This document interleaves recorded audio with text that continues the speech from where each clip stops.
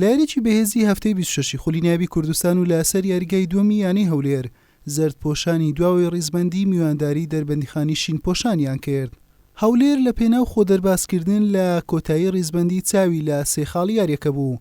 لە سەرەتای یاریەکەوە کوڕانی دەربەندیخان باشتر دەرکەوتن و لە خولەچینەوە بە ئەسیستی حەمید ڕەحیم دیار عەلی ناسرا بە حەمکە گۆڵ یەکەین بۆ یانەی میوان تۆمار کرد. دەربەندیخان باشتر دەردەکەوت و دەرفەتی باشی بۆ هەڵدەکەوت تاوەکو جیاوازیەکە زیاتر بکات لەگەڵەوەی هەولێر چاوی لە یەکسانکردنەوەی ئەنجامەکە بوو بەڵام هێرشەکانی وا چالاک نەبوون بە گۆڵ بگات. لە نیوەی دووەم یاریەکە کوڕانی خاوەن ماڵ باشتر و چاکتر دەردەکەوتن بە هەموو شێوازێک هەوڵی ئەوەیان دەدا بە گۆڵ بگەن بەڵام سەرکەوتوو نەبوون.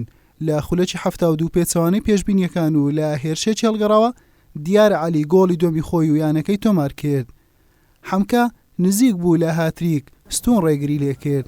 لە هێرشە هەڵگەڕاوەکەشی محەممەد زەرجیس گۆڵ یەکەمی بۆ هەولێر تۆمار کرد و جیاوازەکەی بۆ گۆڵێک کەم کردەوە.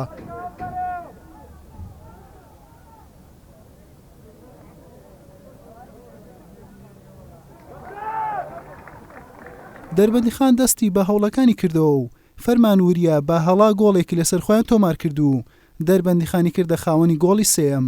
یاریەکە بە تەواوی کەوتە سوودی دەربەندیخان.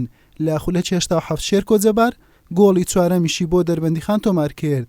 لە خولەکەکانی زیادکراوی یاریەکەش هێمن ڕزگار کۆتایی بە کەرنەڤاڵی گۆڵ تۆمارکردن هێنا و گۆڵی پێنجەمی بۆ دەربەندیخان تۆمار کرد. ئێمڕۆ لە خولینیابی کوردستان لەگەڵ یاریمان بوو توانین مەناسێکی باش پێشکەشکردین و بە گۆڵێکی زۆر وەڵامیان بدەینەوە و یاریێکە لە بەژەنی خۆمان کۆتایی پێبنین ئینشەڵڵا تەمەحیەمەشەوەیە بەرەو پێشەوە بچین و بەرەو پلەکانی پێشەوەی ڕزبەندی ئینشەڵڵا. دوو سێ ڕۆژە باشیشمان کردبوو لەسەرەوە غەڵەتانەیە کە لە یاری پێشمەرگە یعنی لە سولسی ئاخری چوانمان ئەمە چەند یاریە باش یاری دەکەین بەس لە گۆڵکردن مۆفەق نابین. ئیمڕۆژ باماشەوە یعنی سەرەتا لە گێم یەکەم هەر 5-6 دقیقەکەم گۆڵێکمان خوارد توانیمان بینەوە ناو جەوی گەمەکەی و هەزمەی زۆریشمان چوان.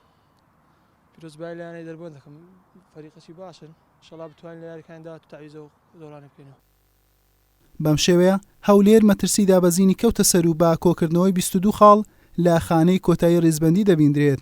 دەربەندیخانیش بە 35 خاڵ هەڵکشایە خانەی شەشەمی ڕیزبەندی. حوسێن محەممەد کەناڵی ئاسمانی پەیام هەولێر.